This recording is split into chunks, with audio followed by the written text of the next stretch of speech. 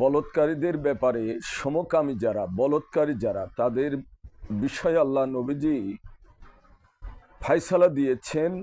আন ইবনে আব্বাস রাদিয়াল্লাহু তাআলা আনহু কল কল রাসূলুল্লাহ সাল্লাল্লাহু আলাইহি সাল্লাম মান ওয়াজাতুমুহু ইয়ামালা কওমিল লুতিন ফাকতুলুল ফাইলু ওয়াল মাফউল বিহি। আবু দাউদ দ্বিতীয় খণ্ড 613 নম্বর পৃষ্ঠার মধ্যে আল্লাহ নবী রাসূল পাক সাল্লাল্লাহু আলাইহি সাল্লাম বলেছেন যে তোমাদের ভিতরে যদি কাউকে তোমরা সমকামী দেখো, অর্থাৎ যারা সমকামী বলৎকারী কওমে লুতের অনুসারী যারা, তাদেরকে তোমরা কি করো, যার সাথে সমকামী করা হয় বা যে করেছে উভয়কে তোমরা হত্যা করো। অন্য একটি হাদিসের মধ্যে বলা হয়েছে যে তাদেরকে তোমরা কঙ্কর মেরে পাথর মেরে তোমরা হত্যা করো।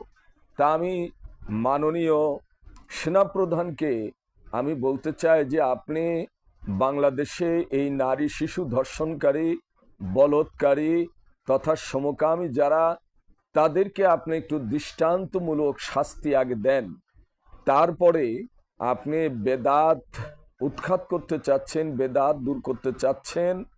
আপনার সাথে আমরাও একমত পোষণ করি, আপনি বেদাত দূর করবেন, আপনার সাথে আমরাও ইনশাল্লাহ থাকব।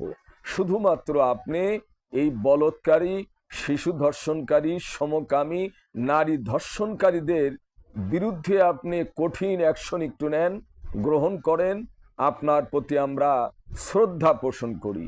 আমি আর দীর্ঘায়িত করতে চাই না, আমি শুধু আপনার কাছে এই একটা দাবি রেখেই আমি আমার কথাগুলি আমি শেষ করছি।